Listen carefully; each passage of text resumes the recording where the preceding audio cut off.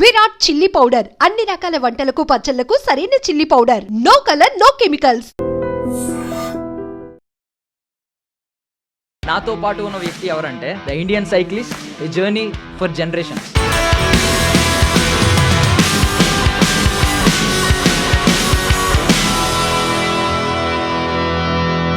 ఇది ట్రావెల్ చేయాలంటే ఎప్పుడైనా వదిలేద్దాం, ఆగిపోదాం, ఎంతకాలం ఇలా అని ఎప్పుడు అనిపించలేదా? ఒక ప్రశ్న. చావు అనేది ఎక్కడ పోయినా వస్తుంది. బైక్ మీద పోయేటోడికి వస్తుంది, రోడ్డు పక్కన నడుచుకుంటూ పోతాం వెనకకి లారీ వచ్చి గుద్దు తెచ్చుకుని చాలా మంది ఉన్నారు. సో ట్రైబల్ భగీరథుడు ఎలా పరిచయం అయ్యాడు? అలా ఎక్కడ ఫస్ట్ మీట్ ఎక్కడ? మేఘాలయలో రెయిన్బో వాటర్ ఫాల్స్ అని చెప్పేసి ఒకటి ఉన్నది. ఫుల్గా ఎంజాయ్ చేస్తాను. సడన్ గా పెద్ద లోయలోకి పరిగెట్టుకుని కిందికి వెళ్ళిపోయాను. చూస్తే వాడు కనబడతలేడు. బగీరా బగీరా అని చెప్పేసి పిలుతానా అని. ఇక నా పని అయిపోయింది, వీడు చచ్చిపోయిండు. ఇంకా అసలు ఏంటి మీ గోల్ ఏంటి, మీ డ్రీమ్ ఏంటి? ఇప్పుడైతే ఇది అచీవ్ చేశారు. ఎంతో మందికి సాధ్యం కాని అచీవ్మెంట్ ఇది. 2 years క్రితం నుండి తను స్టార్ట్ చేస్తే మీకు ఓకేనా అని అంటే నేను నా మీద బుక్ రాయడం ఏంటిది. చైనా వాళ్ళు కొంచెం డిసిప్లైన్గా ఉంటారు, వాళ్ళు కొంచెం చాలా డిసిప్లైన్గా ఉంటారని వింటాం. సో మీరు ఏమంటారు అసలు వాళ్ళ డిసిప్లైన్ ఎలా ఉంటుంది? తండ్రి స్ట్రిక్ట్గా ఉంటే పిల్లలు స్ట్రిక్ట్గా పెరుగుతారు. మన దగ్గర రూల్స్ లేవా అంటే ఉన్నాయి. హెల్మెట్ పెట్టుకోకుండా ఫైన్ అయ్యారా? రోడ్ల మీద ఉంచితే ఫైన్ ఉన్నది, బయట స్మోక్ చేస్తే ఫైన్ ఉన్నది. కానీ యుఎస్లో ఒక అతన్ని ఎందుకు వచ్చిర్రా మీరు, లైక్ వెళ్ళిపోండి అది ఇది అని చెప్పేసి అని అన్నాడు. రేసిజం ఇండియాలో లేదా? రేసిజం ఇండియాలో ఉంది బ్రో, ఎట్లా చెప్పాలా? వేరే కంట్రీస్లో కూడా ట్రాఫిక్ ఉంటుంది కానీ జామ్ అవ్వదు, మూవ్ అవుతూ ఉంటుంది. ఇండియాలో ఏమవుతుంది అంటే మూవ్ అవ్వదు, జామ్ అవుతుంది. మీకు తెలుసా కొరియాలో ఒక బోర్డు పెట్టారు, Indians are not allowed to pub. వాళ్ళకి ఎంత బల్బ్ ఉండాలి? ఎందుకు అలా? నువ్వు మీ గర్ల్ ఫ్రెండ్ తీసుకొని పబ్కి పోయినా, నీకు తెలుసు మనల్ని సుక్క పడితే ఏం చేస్తారు వాళ్ళు. వేరే కంట్రీస్లో కూడా ఎవరైనా ఒకటి మన పైన రేసిజం చూపెడుతున్నాడు అని అంటే ప్రాబ్లము మనం క్రియేట్ చేసిందే. నాన్ వేషన్ గురించి వద్దాం. ఏంటి ఇప్పుడు నాన్ వేషన్కి మీకు యూట్యూబ్లో ఇంతవరకు ఒక్క వీడియో కూడా చూడలేదు అతనిది. ఇప్పుడు ఇండియన్ హెరిటేజ్ అంతటిని మీరు ఎక్స్ప్లోర్ చేసినాం, ఏది మిమ్మల్ని బాగా షాక్ చేసింది? ఇండియా ఒక్కటి, మిగతా 190 సంథింగ్ 6 దేశాలు, అవన్నీ 195 దేశాలు ఒకటి తెలుసా. కానీ మన దేశంకి టూరిజం తక్కువ. ఎందుకు? మొన్న బ్రెజిలియన్ అమ్మాయి వస్తే ఆమెని చంపేసారు. బ్రెజిలియన్ కపుల్ వస్తే ఇద్దరు క్యాంప్ వేసుకుంటే పాపం రాత్రి వాడిని కొట్టి ఆమెను 45 కలిసి బీహార్ సైడ్ బేక్ చేసేసారు. Attention please. శ్రోతల కోసం, వీక్షకుల కోసం ఒక అద్భుతమైన ఇంటర్వ్యూతో నేనైతే మీ ముందుకు వచ్చానమాట. Ladies and gentlemen, welcome to iDream media. నేను ప్రియదర్శన్. నాతో పాటు ఉన్న వ్యక్తి ఎవరంటే ఆయన సైకిల్ పట్టుకుని సీదా ప్రజల మనసుల్లోకి వెళ్ళిపోయాడు అనమాట. ఒకప్పుడు పెట్రోల్ బంకుల్లో, ట్రైబల్ ఏరియాల్లో పడుకున్న వ్యక్తి తర్వాత తెలుగు వాళ్ళు చాలామంది అతనికి గుండెల్లో చోటిచ్చారు. ఒక రా తెలుగు ట్రావెలర్ అని అతన్ని అంటూ ఉంటారనమాట. ఇంకో అతని మీద ఒక బుక్ కూడా రాబోతుంది, the Indian cyclist, A journey for generations. ఆయనే రంజిత్ అనమాట, రంజిత్ ఆన్ వీల్స్. చాలామందికి తెలుసు. నాతో పాటు ఉన్నారు, మాట్లాడేద్దాం. హాయ్ భయ్యా. Hi bro, how are you? బాగున్నారా? Super. So first of all చాలా హ్యాపీగా ఉంది. అంటే వీడియోస్లో, ఇన్స్టాగ్రామ్లో, సోషల్ మీడియాలో, ఫేస్బుక్లో రకరకాల చోట్ల చూస్తున్నాం. సో ఈరోజు స్టూడియోలో చూడడం చాలా ఆనందంగా ఉంది. సో భగీరథ్ మాత్రం మిస్ అయ్యాం. భగీరథ్ నేను కూడా ప్రతిరోజు మిస్ అవుతూ ఉంటా. యా, ఎందుకంటే వాడితో జర్నీ చేశాను కదా. ఇక్కడికి తీసుకొస్తే బాగుండేది, బట్ ఎక్కువసేపు ఉండేవాడు. నాలాగనే ఇక్కడికి వెళ్ళి వెళ్దాం పద డాడీ అంటాడు. Super. So first of all ఎక్కడి నుంచి మొదలు పెట్టాలో కూడా అర్థం కావట్లేదు. అంటే మీరు తిరిగిన ఇప్పుడు 2 కాంటినెంట్స్ కవర్ చేశారు. ఇప్పుడు 7 ఖండాల్లో 2 ఖండాలు కవర్ చేశారు. మిగిలిన 5 ఖండాలు కూడా నాకు తెలిసి కవర్ అయిపోతూ ఉంటాయి. స్టార్ట్ అయింది కాబట్టి జర్నీ ఇప్పుడు బాగా పుష్ అవుతుంది. కానీ బట్ ఇనీషియల్ పాయింట్ నుంచి అడుగుతున్నాను, అసలు ఏంటి మీకు ధైర్యం ఎక్కడి నుంచి వచ్చింది, ఈ ఆలోచన ఎక్కడి నుంచి వచ్చింది, ఈ తెగువ, ఐ మీన్ ఒక కొత్తదనం ఇది అంతా. పైగా ఇది ట్రావెల్ చేయాలంటే కూడా అంత ఈజీ కాదు. చేతిలో పైసా ఉండాలి, దానికి తోడు దిమాక్ ఉండాలి, దిల్ ఉండాలి, ఒక దాన్ని ఏమంటారు ధైర్యం ఉండాలి. ఇవన్నీ ఎక్కడ మూట కట్టుకున్నారు, ఎక్కడ మొదలైంది ఇనిషియల్ పాయింట్? అంటే ఈ కరేజ్ ఇదంతా ఏంటి అని అంటే చిన్నప్పటి నుండి మనం పడ్డ స్ట్రగుల్స్, మనం ఫేస్ చేసిన ప్రతి ఒక్కటి కూడా ఉన్నాయి. అండ్ చిన్నప్పటి నుండి లైక్ నా లైఫ్ స్టార్ట్ అయింది కూడా స్ట్రగుల్స్ తోటి స్టార్ట్ అయింది. As a lower middle class ఫ్యామిలీలో, ఒక ఫ్యామిలీలో ఎలా ఉంటారు, ఎలా బ్రతుకుతారు అనేది. మీరు చూడండి, ఒక మంచి టాప్ క్లాస్ మంచి రిచ్ ఫ్యామిలీలో ఒకడు చిన్న పిల్లగాడు, వాడు ఎగ్జామ్లో ఫెయిల్ అయినా చిన్నగా ఏమైనా అయినా కూడా ఏమైనా టక్కున ఊరేసుకుంటాడు, సూసైడ్ చేసుకుంటాడు. ఎందుకంటే వాడికి అదే పెద్ద కష్టంలాగా అనిపిస్తుంది. కానీ మనం లైక్ ఎలా ఉంటుందంటే, మనం చిన్నప్పటి నుండి వాడు తిట్టి వీడు కొట్టి అట్లా చేసి ఇట్లా చేసి ప్రతి దానికి స్ట్రగుల్ అయ్యి మనం ఏం కొనాలన్నా ఏం తీసుకోవాలన్నా, ఒక పండగ బట్టలు కొనాలన్నా తల్లిదండ్రుల నుండి సాధించుకోవాలి, నాకు కొని అని చెప్పేసి. సో ఇట్లా ప్రతి ఒక్కటి స్ట్రగుల్, ఈ స్ట్రగుల్స్ తోటి స్టార్ట్ అయిన నా జర్నీ మెల్లిమెల్లిగా హాస్పిటల్లో కొంతమంది స్టోరీస్ చూసి వాటి నుండి ఇన్స్పైర్ అయ్యి తర్వాత ఈ రైడ్ స్టార్ట్ చేశాను. అండ్ లైక్ ఈ రైడ్ అనేది స్టార్ట్ చేసిన తర్వాత ఎప్పుడు కూడా ఆపాలి అని చెప్పేసి ఎప్పుడు అనిపించలేదు. యాక్చువల్గా ఏంటంటే, నేను చిన్నప్పుడు మనము లైక్ తెలుగు మీడియంలో ఒక పద్యం ఉంటుంది, ఆరంభించరు నీచ మానవులు విఘ్నాయాస సంత్రస్తులై, ఆరంభించిన పరిత్యజించరు విఘ్నాయత్తులై ధీరులు అని చెప్పి ఇట్లా ఒక 4 లైన్లు ఉంటాయి. అంటే మనుషులు ఏదైనా పనిని కొంతమంది అసలు స్టార్టే చేయరు, అనుకుంటారు అంతే, నేను అది కావాలి ఇది కావాలి ఇది చేయాలి అని చెప్పేసి అనుకుంటారు, చెయ్యరు. కొంతమంది మధ్యములు అంటే కొంతమంది స్టార్ట్ చేస్తారు, మధ్యలోనే వదిలిపెడతారు. కొంతమంది ఉంటారు స్టార్ట్ చేస్తారు, ఇంకా అది అయిపోయేదాకా వదిలిపెట్టారు. సో ఏంటంటే అప్పుడు అనిపించేది నాకు, ఏదైనా పని స్టార్ట్ చేస్తే దానిలో మనము ఎప్పుడు కూడా మధ్యలో గివప్ ఇవ్వకూడదు. ఇస్తే మనం ఓడిపోయిన దాని కిందకే లెక్క. ఆ చిన్నప్పటి నుండి ఏదైనా స్టార్ట్ చేసిందంటే కంపల్సరీ దాన్ని ఎండ్ వరకు పోయేదాకా ట్రై చేసేవాడిని నేను. సో ఆ తెగువ అవన్నీ ఏవైతే ఉన్నాయో ఇక్కడ దాకా తీసుకొచ్చి ఇన్ని దేశాలు ఒక్కసారి, ఈవెన్ నాకు ఈ 15 కంట్రీస్ ఏవైతే ఉన్నాయో ఇప్పుడు స్టార్ట్ చేయాలి ఇవన్నీ తిరగాలి అని ఇప్పుడు స్టార్టింగ్ అనుకో నేను చేయకపోయాను. ఎందుకంటే లైక్ అది తలుచుకుంటే భయం అవుతుంది నాకు. ఆ కొండలు ఒక్కసారి ఎక్కిన తర్వాత ₹1,00,000 వెనక ఉన్నాయి, పడిపోయినాయి, నువ్వు పోయి మళ్ళీ తొక్కకుండా పైకి రావాలి అని అంటే పోతే పోయినాయి ₹1,00,000 అనే అంత టఫెస్ట్ జర్నీ ఇది రైడ్ సైకిల్ పైన.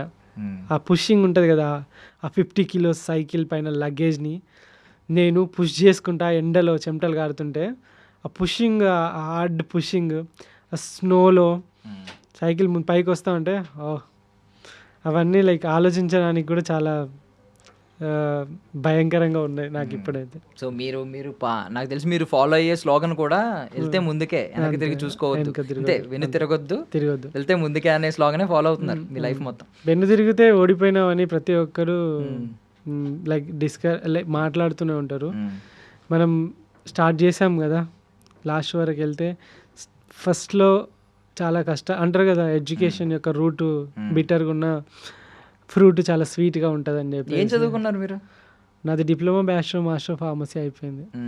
ఓకే, ఇప్పుడు బేసికల్లీ ఇప్పుడు దాకా చెప్పిన రంజిత్, మా ఎదురుగుండా కనిపిస్తున్న రంజిత్, ఈ లక్షణాలన్నీ రావడానికి చిన్నప్పటి నుంచి పడిన కష్టాలన్నీ కారణం.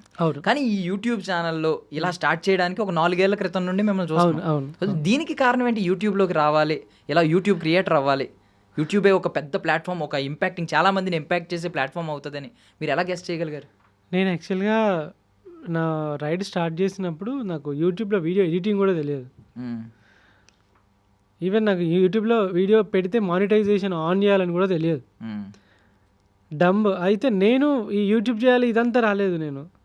నేను ఇట్లా ఇంట్లో ఫాదర్ చనిపోయిన తర్వాత మైండ్ చాలా స్ట్రెస్ఫుల్గా ఉంటే ఎటన్నా బయటకి 2020 జూలై 25th ఇక మైండ్ బాగా లైక్ కొంచెం స్ట్రెస్ఫుల్గా ఉంటే ఎటన్నా వెళ్తే కొంచెం ఫ్రీ అవుతుంది కదా అని, బైక్లో అయితే పెట్రోల్ పోయాలి, కార్లో అయితే ఇంకా అంత సీను లేదు, అండ్ ఇంకా ఈ వెహికల్స్ ఇవన్నీ కష్టము, ఎటన్నా వెళ్దాం కొంచెం ప్రశాంతంగా. ఇప్పుడు మన ఈ సినిమా ఉంటుంది చూసారా మీరు, ఎవడే సుబ్రహ్మణ్యం సినిమాలో అతను విజయ్ దేవరకొండ చెప్తాడు చూస్తారా, అవి నాకు ఇంపాక్ట్ అనిపించినాయి ఒకనొక టైంలో. అది గుర్తొచ్చింది అన్నట్టు. ఇలా పోవచ్చా అని చెప్పేసి ఆలోచించి ఎట్లా పోతే బాగుంటుంది అనుకొని, సరే ఒక చిన్న సమాజానికి మెసేజ్ లాగా ఉంటుంది అంటే, నేను ఈ ప్రపంచం తిరుగుతాను స్టార్ట్ చేయలేను, నేను ఒక చిన్న ట్రిప్ వేసి వస్తాను స్టార్ట్ చేసిన. సో అట్లా హైదరాబాద్ నుండి కన్యాకుమారి వరకు ఒక సైకిల్ తీసుకొని దాని మీద టెంట్ వేసుకొని గ్యాసు గిన్నెలు అవి వేసుకొని సోలార్ ప్యానెల్ వేసుకొని దానికి ఒక బ్యాటరీ పెట్టుకొని కొన్ని బట్టలు పెట్టుకొని ఇక కొన్ని కూరగాయలు అవి బియ్యం అవి పెట్టుకొని జస్ట్ ఒక లైక్ నోమాడిక్ లాగా నోమాడ్ లాగా ఇట్లా ఇట్లా బయలుదేరిన అంతే. బయలుదేరి పోతూ ఉంటే మధ్యలో యూట్యూబ్ అయితే పోయే జర్నీ అయితే ఏదైతే ఉన్నదో దాన్ని యూట్యూబ్లో పెడితే చాలామంది చూస్తారు కదా, మనం ఎట్లాగో జర్నీ చేస్తున్నాం కదా, చూద్దాం దాని నుండి ఏమైనా మనీ వస్తే మన ట్రావెల్కి యూజ్ అవుతుంది కదా అని చెప్పేసి యూట్యూబ్లో పెట్టిన. నేను లైక్ యూట్యూబ్ జర్నీ చేయాలి, ఇన్ఫ్లుయెన్సర్ అవ్వాలి. అప్పుడు ఆ 5 years క్రితం ఇదంతా ఏం లేదు కదా, ఇంత ఈ హైపులు ఇవి ఏం లేవు కదా. యూట్యూబ్ అంటే యూట్యూబ్ అంతే, అప్పుడు ఇంటర్నెట్లు కాస్ట్లీ అన్నీ అంతే అని చెప్పేసి ఒక చిన్న GoPro Hero 7 తీసుకొని OnePlus మొబైల్ తీసుకొని OnePlus మొబైల్లోనే మొత్తం ఎడిట్ చేసిన. 2 years OnePlus మొబైల్లోనే ఎడిట్ చేసిన నేను, మొబైల్లో అంతే, ఏ లేదు. 2 yearsలో ఈ 3 lakhs ఏదైతే ఫాలోవర్స్, 5 లక్షల మంది ఫాలోవర్స్ అయితే ఇన్స్టాలో, వీళ్ళందరూ కూడా OnePlus మొబైల్ నుండి వచ్చిన వాళ్ళే. సో దానిలో పెట్టి ఆ యూట్యూబ్లోనే కైన్ మాస్టర్లో ఎడిటింగ్ ఎట్లా వేయాలో నేర్చుకొని ఆ వీడియోలు అందులో పెట్టుకుంటే రైడ్ స్టార్ట్ చేసిన తర్వాత ఫస్ట్ రైడ్కో 12,000 వచ్చి మానిటైజేషన్ అయ్యి 12,000 వచ్చి, నెక్స్ట్ రైడ్లో మళ్ళీ ఒక 32,000 సంథింగ్ ఏదో వచ్చి, ఆ నెక్స్ట్ రైడ్లో ఇక ఒక ₹1,00,000 అట్లా జనరేట్ అవ్వడం స్టార్ట్ అయిన తర్వాత అరే ఇదేదో బాగుంది కదా, మనం ఎట్లాగూ అంటే అప్పుడు నేను ఆలోచించిన, చలో ఈ లైఫే దీన్ని ఇట్లనే కంటిన్యూ చేస్తే ఎలా ఉంటుంది, మనకు నచ్చిన పని చేస్తున్నాం, ఫిజికల్గా ఫిట్ ఉంటున్నాం, అందరికీ ఇన్స్పిరేషనల్గా ఉంటుంది. అదేవిధంగా నచ్చిన పనిలో నీకు కొంచెం నువ్వు తిరుగుకుంటే పైసలు వస్తున్నాయంటే ఇంకా హ్యాపీ కదా. సో యూట్యూబ్ని ఫుల్ ప్లెడ్జ్డ్గా తీసుకుందాం అని చెప్పేసి అప్పుడు యూట్యూబ్లో వీడియోస్ కంటిన్యూగా రోజు పెట్టడం స్టార్ట్ చేసిన. సూపర్. అట్లా అంటే నేను మీ కమెంట్స్ చదువుతున్నాను, అంటే మీకు డబ్బులు కూడా లక్షల్లో ఇవ్వడానికి రెడీగా ఉన్నారు చాలా మంది జనం.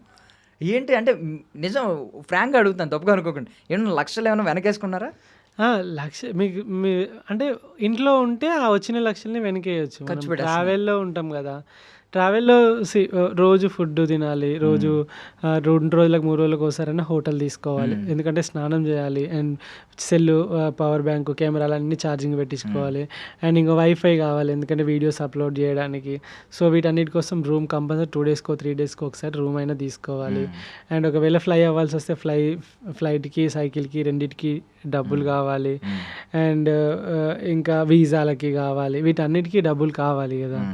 సో కాబట్టి నాకు వెనకేయడం అనేది ఎప్పుడూ లేదు ఇంతవరకు. అదే మిమ్మల్ని నేను చూస్తున్నాను కదా, అబ్జర్వ్ చేస్తుంటే ఇంకా గ్రౌండెడ్గానే ఉన్నారు. ఇప్పటికి అదే ఎవరన్నా ఈ మైండ్ సెట్ ఉంటే, కూడబెట్టుకోవాలనే మైండ్ సెట్ ఉంటే ఈ ఫాలోవర్స్ తోటి కోట్లు సంపాదించు. అవును. అంటే మోర్ ఓవర్ ఏంటంటే చాలా చోట్ల వింటూ ఉంటాం కదా, చెమట వచ్చి సంపాదించాను ఇలాంటి డైలాగులు సినిమాల్లో. మీరు చెమటతో పాటు మజిల్స్ కరిగించి మరీ సంపాదిస్తున్నారు. బట్ యాక్సిడెంట్ ఇలాంటివి చిన్న చిన్న చూసాం, అంటే మీకు ఏదైనా ఫ్రాక్చర్ అయినా ఇలాంటిదైనా, ఈవెన్ ఎక్కువ తొక్కితే ఇక్కడ అరిగిపోయే ప్రమాదం ఉందని కూడా వింటూ ఉంటాం. సో ఇలాంటివన్నీ చూస్తున్నప్పుడు ఎప్పుడైనా డిమోటివేషన్, కొంచెం లో ఫీల్ అయ్యి వదిలేద్దాం, ఆగిపోదాం, ఎంతకాలం ఇలా అని ఎప్పుడు అనిపించలేదా? ఒక క్వశ్చన్, మీకు ఒకవేళ మీకు ఇష్టమైన వ్యక్తితోటి మీరు ఉన్నప్పుడు చాలా హ్యాపీగా ఫీల్ అవుతారు, అంతే కదా. అంతే. సో వాళ్ళ కోసం వెయిట్ చేస్తున్నప్పుడు ఆ క్షణం చాలా గంటలా గడిచిపోతూ ఉంటుంది కదా. సో నేనేంటంటే నా ఇష్టమైన వ్యక్తితోటి ఉన్నా అన్నట్టు ట్రావెల్, లైక్ సైకిల్ తోటి ఎప్పుడైతే నేను రైడ్ చేసుకుంటూ వెళ్తానో అందరు కొత్త వాళ్ళే కదా, అండ్ అది నా మనసుకి చాలా ఆహ్లాదాన్ని ఇస్తుంది. ఓకే, ఏమనుకుంటా అంటే ఈ క్షణం ఇప్పటితో అయిపోతుంది.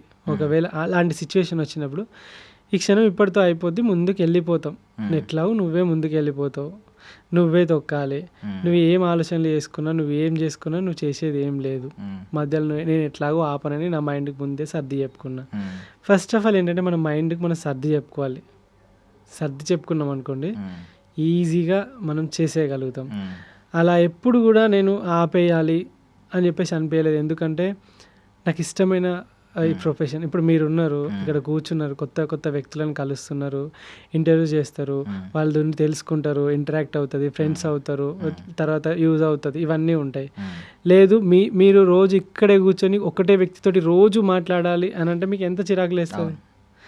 అంటే కొత్త వాళ్ళు మారుతా అంటే మీకు ఎగ్జైటింగ్ ఉంటుంది, ఎట్లయితే ఉంటుందో సేమ్ అలానే కొత్త ప్లేస్, కొత్త కంట్రీ అండ్ కొత్త పీపుల్ చాలా ఎగ్జైటింగ్ ఉంటుంది. ఒక్కొక్క బ్యూటీ, నేచర్ ఎంత బ్యూటిఫుల్గా ఉంటుంది.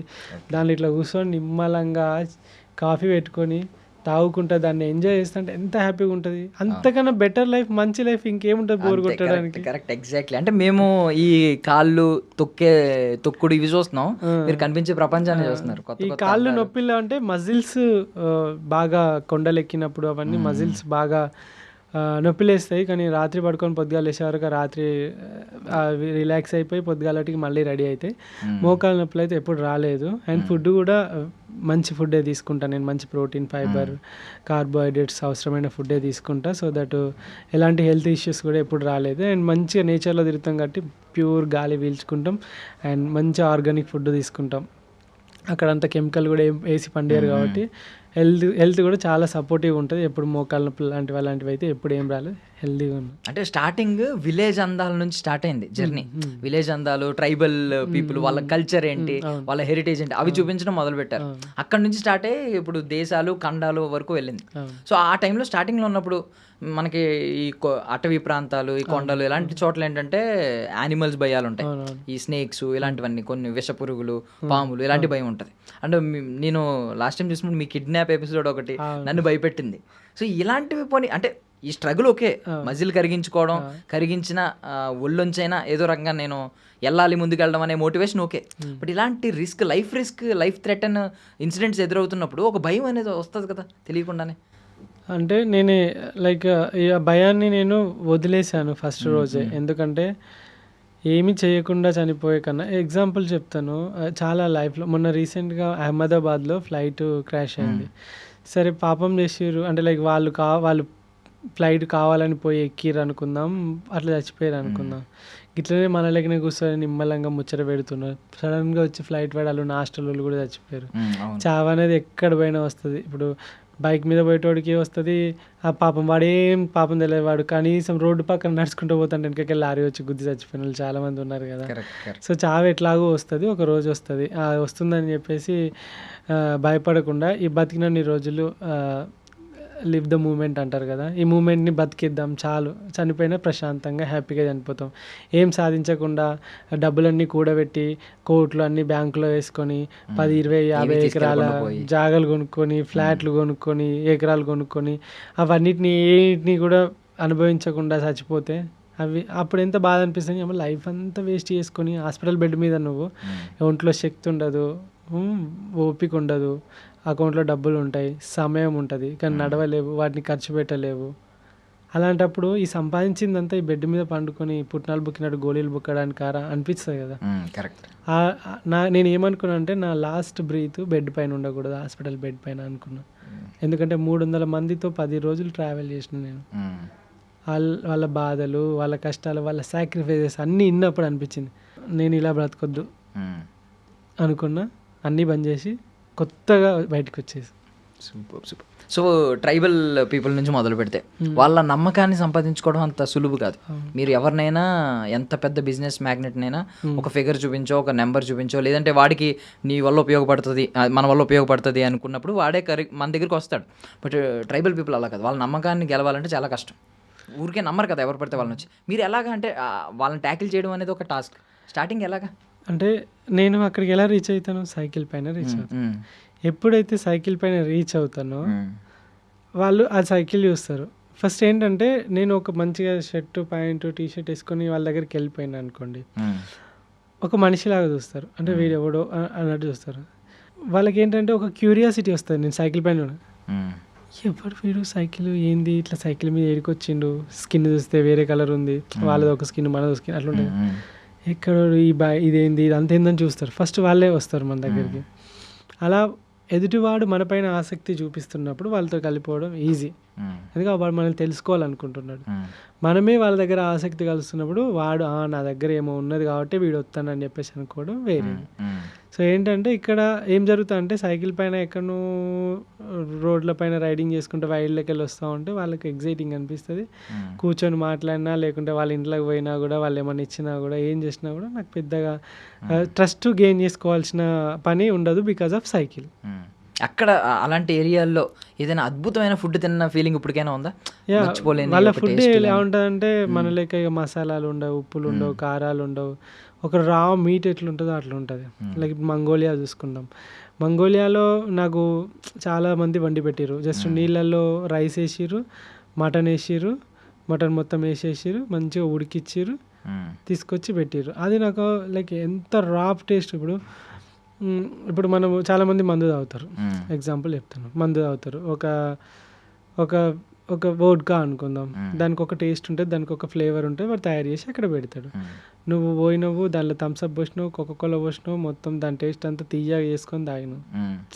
అంటే నువ్వు టేస్ట్ని చంపేసి వేరే టేస్ట్, అదే థమ్స్అప్ కోకోకోలా తాగినట్టే ఉంటుంది కదా. సో ఇక్కడ ఏంటంటే రా మీట్ అంటే పచ్చిది కాదు, వండిందే, కానీ దాని ఫ్లేవర్, దాని tender and the food authentic food. అంటే వాళ్ళు ఎందుకురా అట్లా తింటారు అని అంటే వాళ్ళకి మసాలాలు అవి దొరకక కాదు, అలాంటి ఫుడ్ తింటేనే అక్కడ సర్వైవ్ కాగలుగుతారు కాబట్టి ఆ ఫుడ్ తింటారు వాళ్ళు. అండ్ మనం కూడా చూడొచ్చు కదా, ఒక 100 సంవత్సరాల క్రితం మన యాన్సెస్టర్స్ ఎట్లున్నారు, ఇలానే బతుకుంటారు కదా, ఆదిమానవుడు ఎట్లా బతికిండు ఇలానే బతుకుంటారు కదా. అలాంటి లైఫ్ని మనకైతే టైం మిషన్ అయితే లేదు వెనక పోవడానికి, కానీ టైం మిషన్ లేకున్నా కంట్రీ దాటితే ఇలాంటి వాళ్ళు చాలామంది ఉన్నారు, ఇంకా అలానే బతికే వాళ్ళు చాలామంది ఉన్నారు. వాళ్ళందరిని చూసినప్పుడు అనిపిస్తుంది ఓకే నేను ఇలా కూడా బ్రతకొచ్చు. ఒకవేళ ఏం దొరకనప్పుడు మన అమ్మ అంటది, అరే కరివేపాకు లేదురా తీసుకురా పోరా అంటే కూర ఏం బాగోదు అని అంటారు, మసాలా అయిపోయింది వేయకుంటే ఏం బాగోదు అని అంటారు కదా, నూనె లేకుంటే కూర ఎట్లా వండుతారు అని అంటారు, రైట్. సో ఇక్కడ ఉన్న సిచ్యువేషన్స్ ఇవన్నీ లేకుండా తినొచ్చు, ఎలా అయినా బ్రతకొచ్చు, బతకాలనుకుంటే ఎలాగైనా బ్రతకొచ్చు అని అంటారు కదా. ఎలాగైనా బ్రతకొచ్చు, నాలుకకు రుచిగానే ఉండాలని అవసరం లేదు. కడుపు నిండి అది శక్తిని ఇస్తుందంటే అది ఎలా ఉన్నా పర్లేదు. నా నాలుక రుచి మర్చిపోయింది, ఎందుకంటే లైక్ వేరే కంట్రీస్లో ఉప్పు కారాలు మసాలాలు దొరకవు, పచ్చళ్ళు ఇవన్నీ దొరకవు, అన్ని డిఫరెంట్ ఫుడ్లు డిఫరెంట్ కల్చర్లు. సో కాబట్టి అన్ని కల్చర్ల ఫుడ్లు అన్నీ తిన్నప్పుడే మనము ఒక ట్రూ ట్రావెలర్ అవుతాం. కరెక్ట్. సో ఇప్పుడు సినిమాల్లో చూపిస్తూ ఉంటారు, ఇంకా కొంతమంది మాట్లాడుతూ ఉంటారు, అంటే కొన్ని తెగలు ఇంకా ప్రపంచాన్ని చూడలేదు అసలు, వాళ్ళకి ఎప్పుడు అంటే మనం తప్పుగా అనట్లేదు, ఇది సామెత వాడుతున్నాను కానీ బావిలో కప్పలు అంటారు, అంటే బయట ప్రపంచం తెలియదు, అంటే అది నెగిటివ్గా మాట్లాడలేదు. కొన్ని తెగలు ఇంకా ఉన్నాయి భూమి మీద, బయట ప్రపంచం తెలియదు, ఈవెన్ వాటర్ అనే టర్మ్ కూడా వాళ్ళకి తెలియదు. ఇలాంటి చూసారు ఏమన్నా తెగలు ఎదురైనా ఇలాంటి? మంగోలియాలో ఇప్పుడు నేను డ్రోన్ తీసుకెళ్ళాను, అక్కడికి డ్రోన్ చాలా రేర్గా వాడరు అక్కడ ఎవరు, అసలు వాళ్ళ దగ్గరికి వేరే వాడు బయటకు వాడు. అలాంటి ఒక 800 కిలోమీటర్ల డెజర్ట్ రైల్లో నేను డ్రోన్ తీసుకుపోయి డ్రోన్ ఎగిరేసినప్పుడు వాళ్ళు షాక్ అవుతారు. వాళ్ళ ఇల్లుని వాళ్ళు ఎప్పుడు పైనుండి చూసుంటారు కదా, అర్థమైందా, వాళ్ళ ఊరిని వాళ్ళు ఎప్పుడు పైనుండి చూసుంటారు కదా, వాళ్ళకి ఆ డ్రోన్ చూపెట్టి ఇట్లా కెమెరా ఇట్లా చూపెట్టి ఎగురుతూ ఉంటాయి అని ఓ చాలా హ్యాపీగా ఫీల్ అవ్వడం. వాళ్ళందరికీ అది వాళ్ళ మొబైల్ ఏమైనా ఉంటాయి కూడా వాళ్ళకి అవి ఫుటేజ్ ఇవ్వడము, అవన్నీ చూపెట్టినప్పుడు వాళ్ళు అసలు మనకు తెలియదు అలాంటిది ఒకటి. అండ్ నేను కూడా లైక్ ఇప్పుడు కొన్ని రెస్టారెంట్లలో ఇట్లా పోగానే అది రోబో వచ్చేసి ఫుడ్ తెచ్చి ఇచ్చిన తర్వాత అది అట్లనే నిలబడి చూస్తూ ఉంటుంది అన్నట్టు. అరే ఇదేంది ఇట్లా చూస్తాను, నాకు ఫస్ట్ టైం జపాన్లో ఏంది ఇంకా చూస్తాను పోతలేదు అని అంటే అక్కడ థ్యాంక్ యూ ఇట్లా దాన్ని క్లిక్ చేయాలి, థ్యాంక్ యూ అని చెప్పేసి క్లిక్ చేస్తేనే పోతాను, అంటే ఇట్లా క్లిక్ చేయగానే థ్యాంక్ యూ అని పోతుంది. నేనేమో అది చూస్తాను, అది ఇంకా పోతలేదని నేను చూస్తాను, లాస్ట్ పక్కన ఉన్న వాళ్ళు ఇట్లా క్లిక్ చేయపోతాను అంటే క్లిక్ చేయగానే పోయింది. సో లైక్ ఇవన్నీ different kind of experiences, like టెక్నాలజీతో పోల్చుకున్నా లేకుంటే మొత్తం వెనక టెక్నాలజీ లేకుండా ఒక ఇండియా ఒక 100 సంవత్సరాల క్రితం ఎట్లుందో మంగోలియా అట్లా ఉండేది అన్నట్టు. ఏం కంబోడియా కూడా కొంచెం అంత డెవలప్డ్ కాదు, అది కూడా కొంచెం వెనకాల ఉన్న కంట్రీయే. సో ఈ యొక్క ట్రైబల్స్ని కలిసినప్పుడు ఇప్పుడు గుర్రం పాలు తాగినావు ఎప్పుడైనా? లేదు. నేను గుర్రం పాలు తాగినా. లైక్ ఒకసారి పాము తినాల్సి వచ్చింది, మొత్తం పాము మొత్తము, కొన్నిసార్లు తేలు. సో ఇలాంటి different kind of foods, different kinds of గుర్రం పాలతోటి వాళ్ళు అది చేస్తారు, ఉరుక్ అని అంటారు. అది ఒక పర్మెంటెడ్ ఆల్కహాల్ లాగా ఉంటుంది, ప్రోబయాటిక్ ఫుడ్ అన్నట్టు. అది డ్రింక్ కూడా ఉంటుంది, తాగితే ప్రోబయాటిక్ మస్తు ఉంటుంది, స్టమక్ హెల్త్ అంతా గట్ హెల్త్ చాలా బాగుంటుంది. అలాంటివి ఇప్పుడు కొరియాలో చూసుకుంటే కిమ్చి అని చెప్పేసి ప్రోబయాటిక్. మనం ఎట్లనైతే మనకు ప్రోబయాటిక్ ఉంది ఏంటంటే పెరుగు, మనం ఎట్లనైతే పెరుగు తింటాం వాళ్ళు ఎవరు పెరుగులు తినరు, అస్సలు తినరు, ఎవరు ఎక్కడ చూడలే నేను. సో అలా డిఫరెంట్ కైండ్ ఆఫ్ ఫుడ్లు కల్చర్లు ఓకే ఇవి ఇట్లా కూడా ఉంటాయి. అంటే ప్రజలు ఏదో ఒకటి తయారు చేసుకొని ఉన్నారు, ఒక్కొక్క కంట్రీలో ఒక్కొక్క లాగా ఉన్నారు అని చెప్పేసి.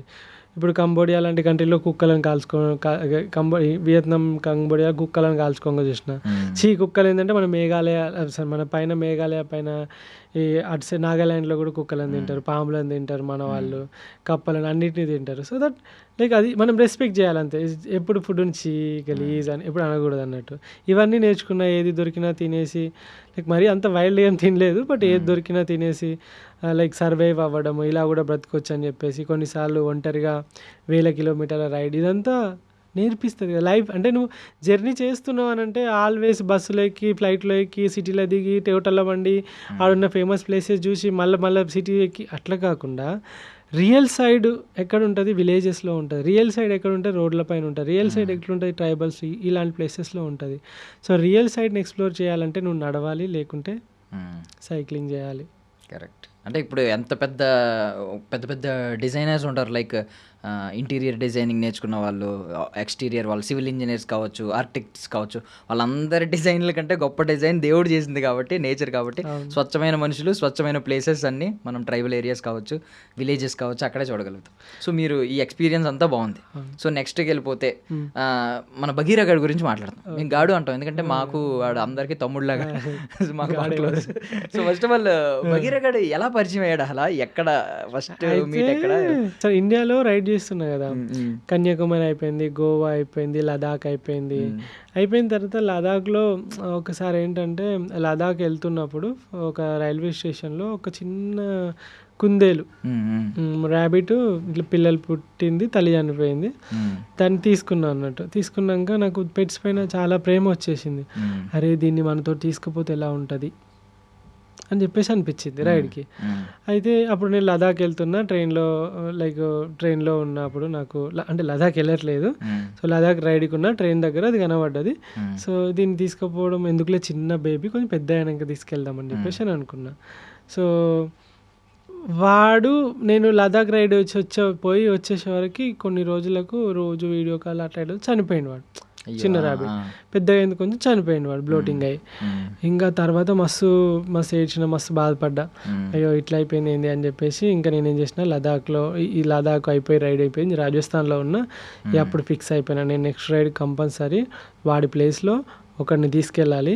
సో మనకు ర్యాబిట్స్ అంటే అంత తెలియదు, కుక్కల చేతులలో పడితే నమిలి మింగేస్తాయి. డాగ్స్ తీసుకుందాము, ఏదైనా ఒకటి స్ట్రాంగ్ ఉండాలి, అది ఎనర్జెటిక్ ఉండాలి, ఎలాంటి రోగాలు రావద్దు అన్నప్పుడు జాక్ రస్సెల్ టెరియర్ బగీరా వచ్చేసి వాడి యొక్క బ్రీడ్. అది ఇండియాలో దొరకదు. బ్రీడ్ ఒకసారి చెప్పండి. Jack Russell terrier. ఓకే, ఎక్కడ దొరుకుతుంది ఎక్కువ? ఇంగ్లాండ్ బ్రీడ్ అది. ఓకే. సో అప్పుడు నా సైకిల్ మీద వాడే కంఫర్ట్ ఉంటాడని చెప్పేసి ఇంగ్లాండ్ నుండి వాడిని ఇండియాకి తెప్పించినాం.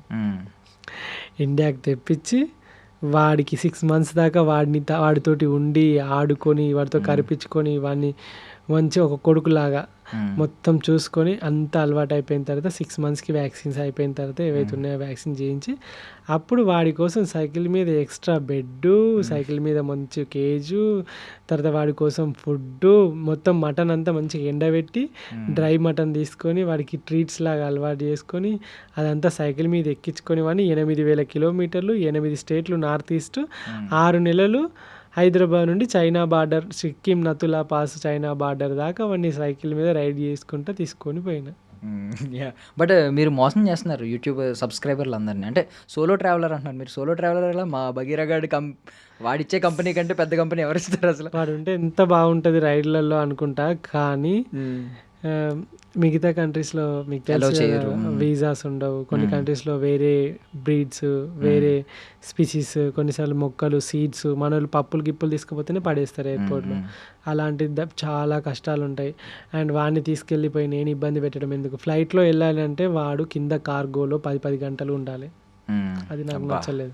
కార్గోలో ఒంటరిగా ఎంత భయపడతాడు వాడు. ఇంట్లో ఎప్పుడు ఒంటరిగా వదిలిపెట్టలే, ఇంతవరకు వానికి బెల్టేజ్ కట్టేయలేదు ఇంట్లోనే.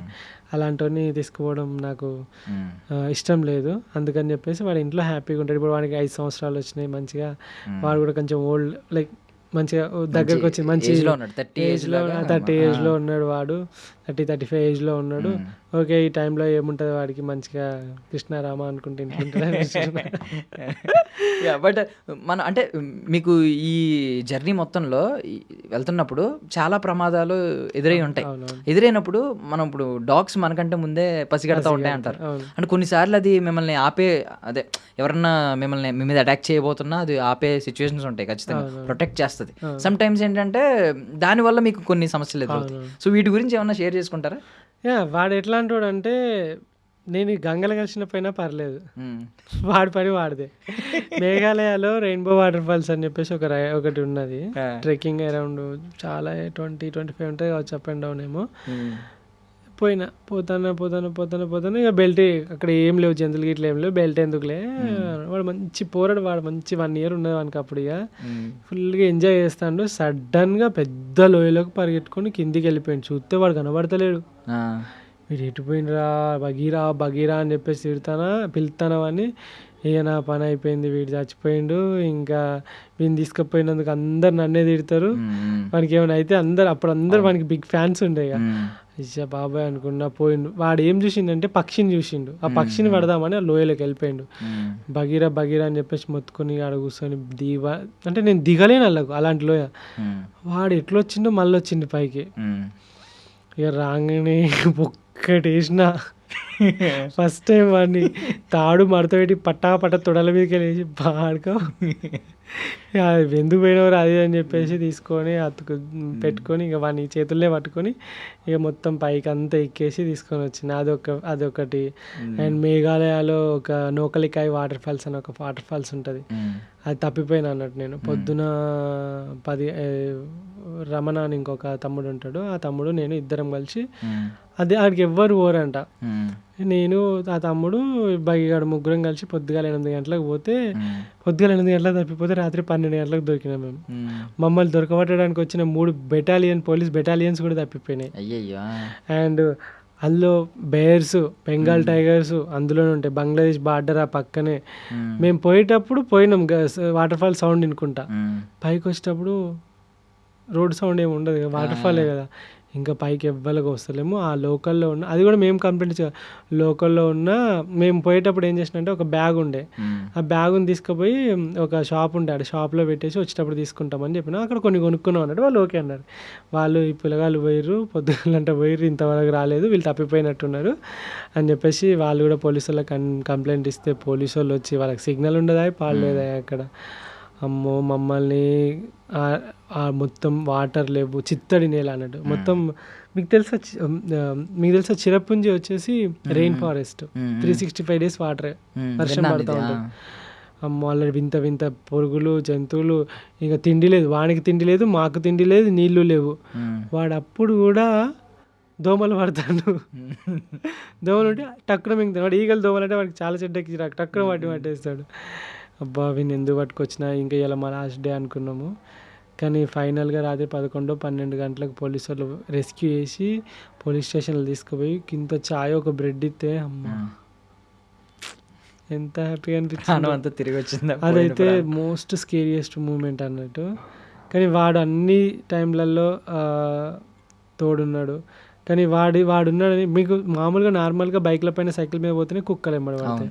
అలాంటిది వెనకాల వాడున్నాడని చెప్పేసి ఒకసారి నతుల పాస్ సైడే వెళ్తూ ఉంటే ఒక ఘాటి ఉంటుంది, మొత్తం ఘాటి ఉంటుంది. ఘాటిలో లారీలు పడతాయి అంతే, మిగతా బైకులు గిట్లా ఏం పడవు.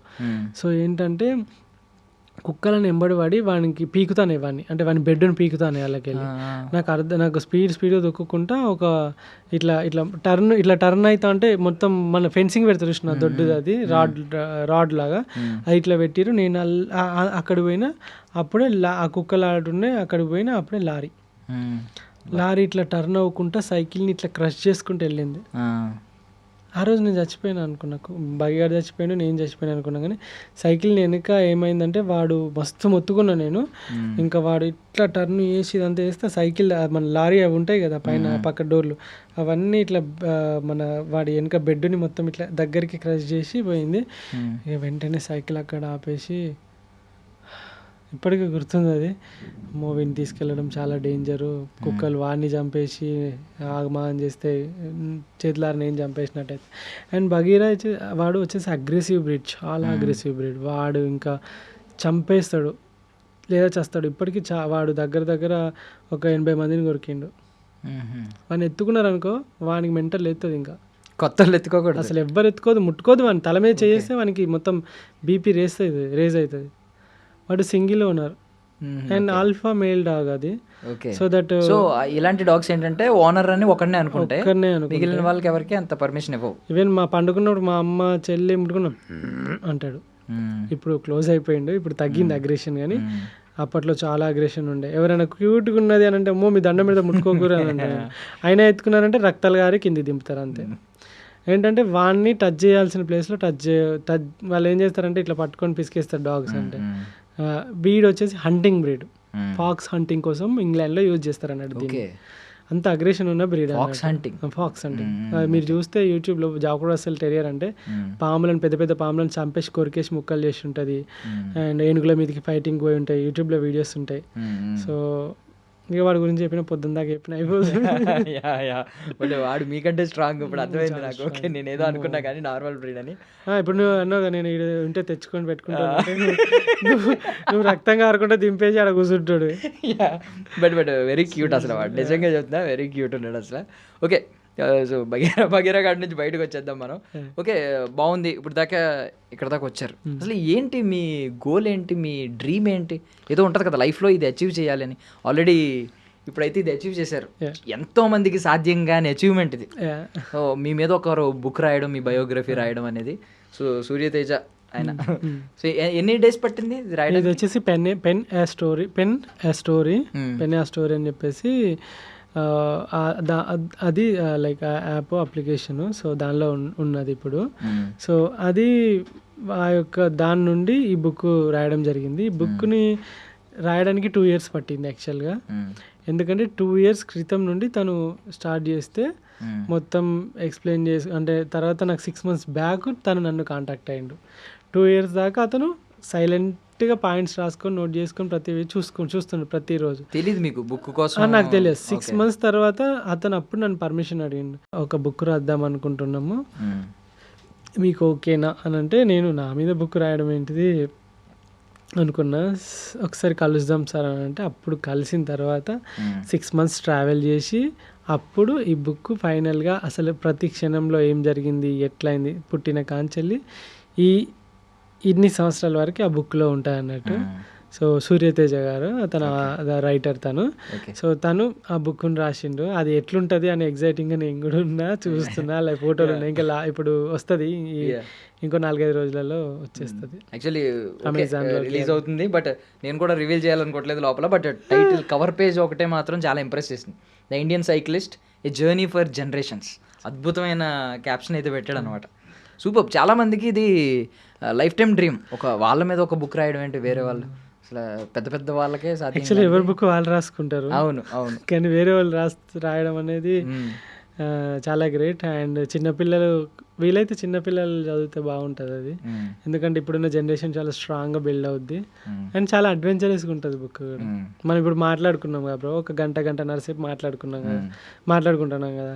అలాంటిది ఒక దగ్గర 30 సంవత్సరాల పైన లైఫ్ అందులో ఉంటుంది కాబట్టి బాగుంటుంది. ఓకే, సో కంట్రీస్ గురించి స్మాల్గా మాట్లాడుకుందాం, చిన్నగా షార్ట్ డిస్కషన్. ఇప్పుడు మనం బేసికల్లీ చైనా మనం కంపేర్ చేసుకుంటే మన దగ్గర జనాభా ఎలాగో చైనాలో కూడా జనాభా ఎక్కువ. మనం అయితే ఇక్కడ ఎంత డిసిప్లైన్గా ఉంటామో మీకు తెలిసిందే. బట్ చైనా వాళ్ళు కొంచెం డిసిప్లైన్గా ఉంటారు, వాళ్ళు కొంచెం చాలా డిసిప్లైన్గా ఉంటారని వింటాం. సో మీరు ఏమంటారు అసలు వాళ్ళ డిసిప్లైన్ ఎలా ఉంటుంది? వాళ్ళు కూడా ఇలాగే విచ్చలవిడిగా ఎక్కడ పడితే అక్కడ మీరు అన్నట్టు డస్ట్బిన్ లాగా చెత్త ఎక్కడ పడితే అక్కడ పాడేసి, ఎక్కడ పడితే అక్కడ మూత్ర విసర్జన చేసి ఇలాగే ఉంటారా? వాళ్ళు కొంచెం బాగుంటారా? తండ్రి స్ట్రిక్ట్గా ఉంటే పిల్లలు స్ట్రిక్ట్గా పెరుగుతారు. అంటే తల్లిదండ్రులు ఎలా నేర్పిస్తే పిల్లలు చిన్నప్పటి నుండి పిల్లలు కూడా అలానే ఒక ఏజ్ వచ్చే వరకు అలానే సిస్టమేటిక్గా ఉంటారు. అందరి పిల్లలు ఒకేలాగా ఉండరు కదా. ఇప్పుడు పండిత పుత్ర పరమశుంఠ అనే ఒకటి ఉంటుంది. పండిత పుత్రుడు అయినంత మాత్రాన వాడు గొప్పవాడు అవ్వాలని ఏం లేదు. ఇక్కడ మన దేశం అనేది పండితులు, పుత్రులం మనం పరమశుంఠల్లాగా, అంటే కొంతమంది తయారవుతుంది. అండ్ ఇంకొకటి చాలా మందిలో ఉన్నది ఇట్లా ఉండాలి, నా దేశం కూడా ఫారెన్. ఎందుకు నేను నా దేశం గురించి వీళ్ళని ఎందుకు అంత క్రిటిసైజ్ చేసి ఎప్పుడైనా ఒక వీడియోలో మాట్లాడినా అంటే, ఇప్పుడు మనము ఒక దేశం పక్క దేశానికి వెళ్ళినప్పుడు మనకన్నా చిన్న దేశం, మనకన్నా రీసోర్సెస్ తక్కువ అండ్ మనకన్నా తెలివి తక్కువ ఉన్న వాళ్ళందరూ ఎంత నీట్గా ఎంత క్రేజీగా బ్రతుకుతున్నారు. ఆ లైఫ్, ఆ క్వాలిటీ ఆఫ్ లైఫ్. ఇప్పుడు మనము ఎందుకు పక్క దేశాల మీదకి వెళ్ళి చూసుకుంటా అక్కడ ఎక్కువ డబ్బులు వస్తాయి, అక్కడ సంపాదించాలి, అక్కడ సెటిల్ కావాలని ఎందుకు ఆలోచిస్తున్నాం? మన ఇండియాలోనే సెటిల్ కావచ్చు కదా. అంటే మన దాంట్లోనే ఇప్పుడు మన వాళ్ళందరూ పక్క దేశాలలో పోయి మన టెక్నాలజీ, మన బ్రెయిన్లు అంతా వాళ్ళకి ఇచ్చేసి వాళ్ళ దేశాన్ని డెవలప్ చేసి వాళ్ళు కొత్త ఇన్నోవేషన్స్ చేస్తున్నారు. మరి మన ఇంటి దగ్గర డబ్బులు లేవంటే మన దగ్గర డబ్బులు ఉన్నాయి, మనం పక్క వాళ్ళకి కూడా అప్పులు ఇస్తాం, రైట్? సో మన దగ్గర రీసోర్సెస్ ఉన్నాయి, మన దగ్గర రీసెర్చ్ సెంటర్స్ ఉన్నాయి, ఇవన్నీ ఉన్నాయి. స్టిల్ మన వాళ్ళు అక్కడ దాకా పోతున్నారంటే ఎక్కడో ఒక దగ్గర లోపిస్తుంది. ఎక్కడ లోపిస్తుంది? అని అంటే ఇప్పుడు చైనాతో పోల్చుకుంటే నేను చైనాలో సింపుల్గా చెప్తా, దానికి ఆన్సర్ మీరే చెప్పండి. చైనాలో ఒకరోజు రైడ్ చేస్తుంటే సాయంత్రం 7 అయింది. 7 అయితే ఒక సిటీలో ఆగాల్సి వచ్చింది. సిటీలో మనం ఎట్లనైతే ఇప్పుడు ఆపోజిట్గా కూర్చున్నాము, సో దట్ అక్కడ ఒక షాప్ ఉంది, డెలివరీ. ఏం డెలివరీ? అమెజాన్ ఇట్లుంటాయి కదా, అట్లా ఒక డెలివరీ ఉన్నది. సో అట్లా డెలివరీ దగ్గర స్టాక్ అంతా ఫుల్ అయిపోయిందని చెప్పేసి 7-8 గంటలకు వాడు క్లోజ్ చేసుకున్నాడు. నేను అన్నీ టెంట్ వేసుకున్నా, ఆపోజిట్గా క్లోజ్ చేసుకున్నాడు. ప్రోడక్ట్ అంతా ఆడ పడేసిండు, డెలివరీస్ అన్నీ ఆడ పడేసిండు, వెళ్ళిపోయిండు. ఇక నేను రాత్రంతా షాక్ అవుతాను. అరే వీడు ఎత్తుకపోతే ఎట్లా? మనము ఇక్కడ అమెజాన్లో డెలివరీ పెడితే ఫోన్ల బదులు ఇటుకలు వస్తాయి, కొన్నిసార్లు సబ్బు బిల్లలు వస్తాయి, పవర్ బ్యాంకులని లోపల బ్యాటరీలు పెట్టి అమ్ముతారు మన రైట్. అట్లా జరిగినాయి, చాలా ఫ్రాడ్స్ ఉన్నాయి స్టేషన్లలో, డెలివరీ అని పెట్టారు కొత్తగా. ఇంకా అట్లా జరుగుతుంది. ఇక్కడ చూస్తే పొద్దుగాల వచ్చేసిండు వాడు 7-8 గంటలకేమో. రోడ్డు మీద ఉన్న సరుకు ఏదైతే దాని షాప్ మీద ఉన్న సరుకు అంతా మళ్ళీ బండ్లకు ఎక్కించుకొని పోయి డెలివరీ చేస్తాడు. ఓకే, నమ్మకం అది ఏంటో. మన ఇంటి ముందట పాల ప్యాకెట్లు అయితే పాల ప్యాకెట్లు మాయమైతాయి చాలా సార్. అంతెందుకు మీకు అంటే ఇలాంటి కేసెస్ కూడా విన్నాం. ఫుడ్ డెలివరీ యాప్స్లో కూడా కొన్ని కేసెస్ ఏమన్నాం అంటే వాళ్ళు ఓపెన్ చేసి తినేసి డెలివరీ చేశారు అనే కంప్లైంట్లు కూడా విన్నాం. ఉంటారు ఎక్కడో ఒక దగ్గర కొన్ని ఇలాంటి నమ్మకం లేని మాట్లాడినాం. అంటే మనం ఎవరైనా మనం ఇంట్లో లేకపోతే, నేనే ఇప్పుడు నాకు డెలివరీ వచ్చింది, ఎవరికో డెలివరీ ఇంట్లో వాళ్ళకి ఇచ్చేయని చెప్పి ఫోన్ కన్ఫర్మేషన్ కోసం వాళ్ళకి ఒకసారి ఫోన్ ఇవ్వి అని చెప్పి అడుగుతాం. అంటే మన మీద మనకున్న నమ్మకం అంతా మన దగ్గర.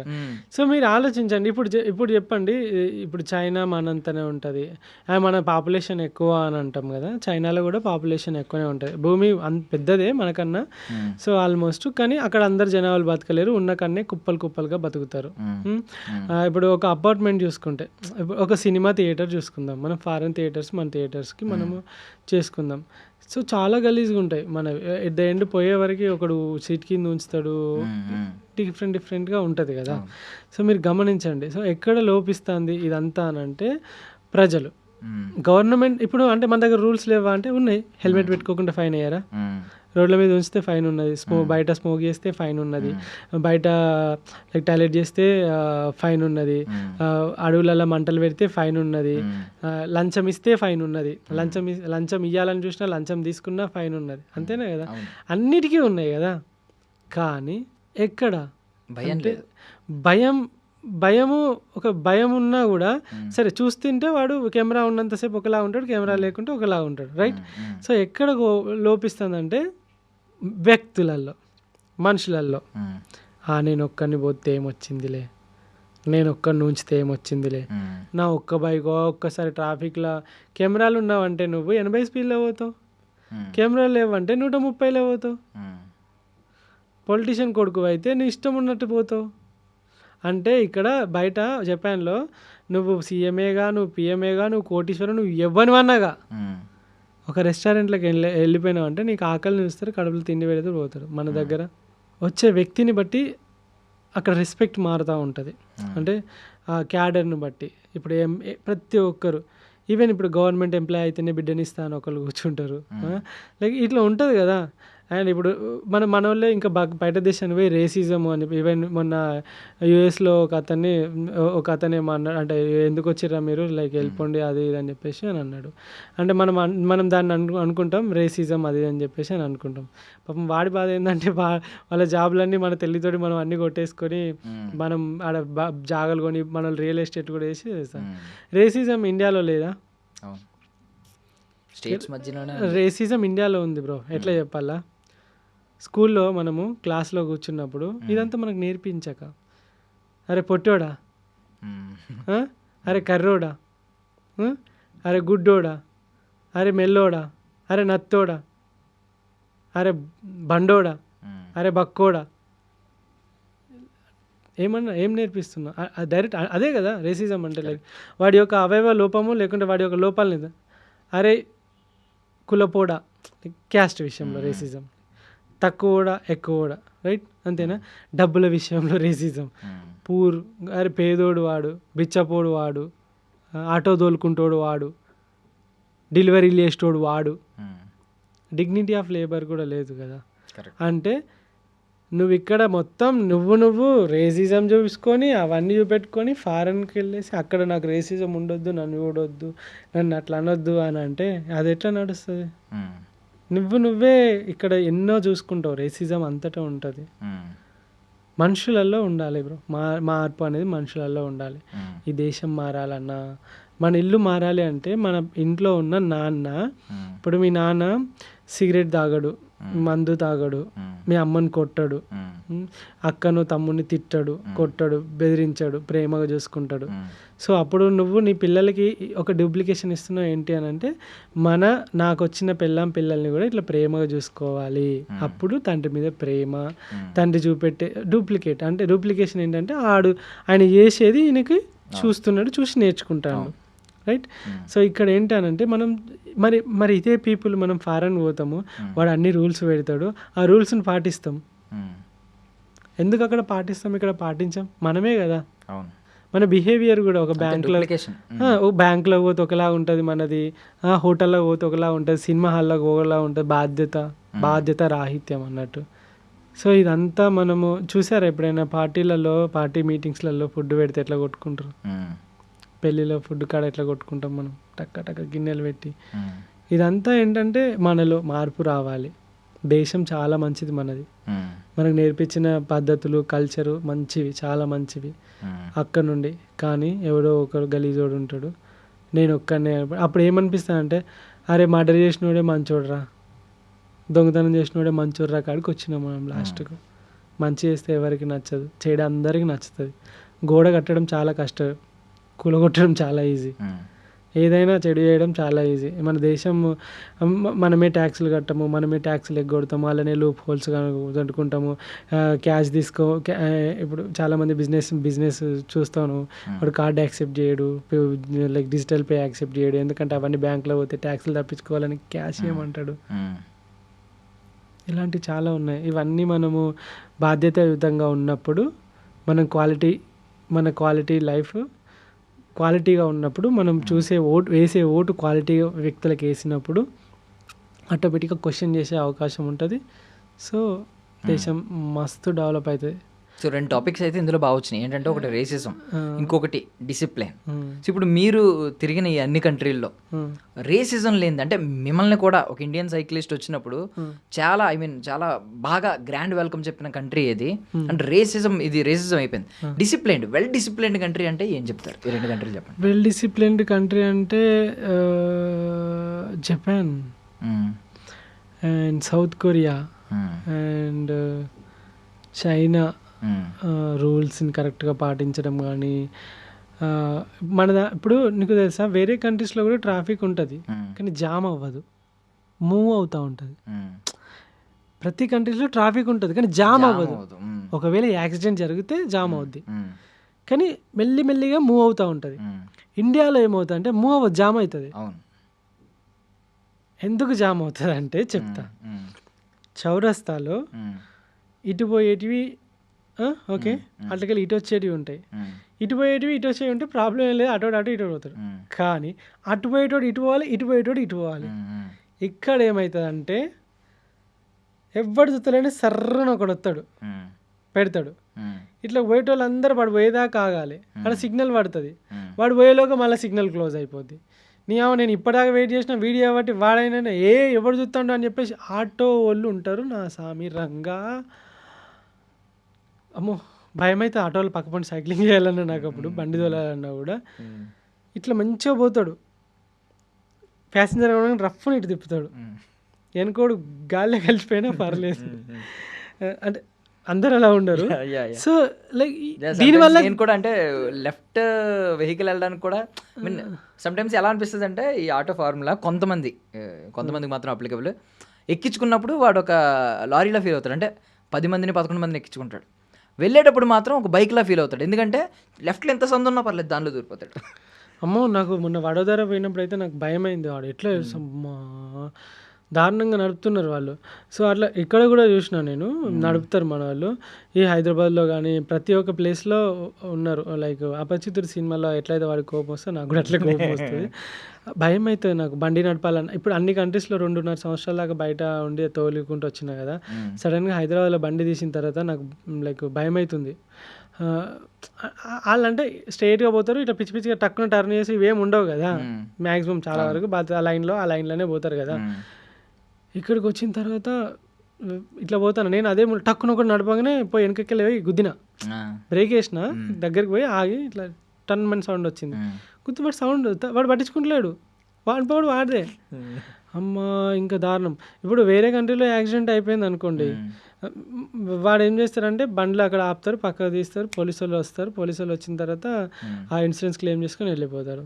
ఇక్కడ నువ్వు పోయి ముందట ఉన్న కారు ఆటోని గుద్దినావు అనుకో, వాడు ఒక బూత్ తోటి బయటకు వచ్చి నీ గల్లా పట్టుకొని పట్ట కొట్టి తీ పైసలు తీ అంటాడా లేదా? అవును, లీగల్గా ఒక వే ఉంది కదా, మరి అది ఫాలో అవుతారా? అవరు. ఎందుకంటే వీడాలే ఉంటాడు, ఆడాలనే ఉంటాడు. సో ఇదంతా ఏంటి అని అంటే జామ్ అవుతుంది అని అంటే ఇట్లా వచ్చి అన్ని సైడ్లో ఇట్లా పోతారు. దానివల్ల అందరికీ లేట్ అవుతుంది. ఒక్క 2 నిమిషాలు ఆగితే పోతుంది కదా అది. సో మీ రేసిజం లేకుండా మిమ్మల్ని బాగా ఆహ్వానించింది, చేతులు చాచి రేసిజం ఎక్కడ లేదు. అంటే రేసిజం అంటే ఉండొచ్చు వేరే పీపుల్, అంటే ఎంతైనా కొంచెం ఈ పార్షియాలిటీ ఉంటుంది. మన వాళ్ళు పరాయవాడిని కొంచెం పరాయవాళ్ళకే చూస్తారు కొన్ని చోట్ల. అదేం లేకుండా ఒక ఇండియన్ సైక్లిస్ట్ వస్తే అన్ని కంట్రీస్ చాలా బానే ప్రేమగా చూసుకున్నాను. ఏంటంటే అది కారణం ఏంటంటే నేను సైక్లిస్ట్ని కాబట్టి, నేను ఎక్కడ నుండో సైక్లింగ్ దొక్కుంటూ వస్తున్నాను కాబట్టి ఆ రెస్పెక్ట్ ఉంటుంది, ఆ క్యూరియాసిటీ ఉంటుంది. నార్మల్గా జనరల్గా పోతే నాకు కూడా రేసిజం కనపడవచ్చు. సో కొరియాలో ఒకసారి రేసిజం అప్పుడు మీకు తెలుసా, కొరియాలో ఒక బోర్డు పెట్టారు, Indians are not allowed to pub.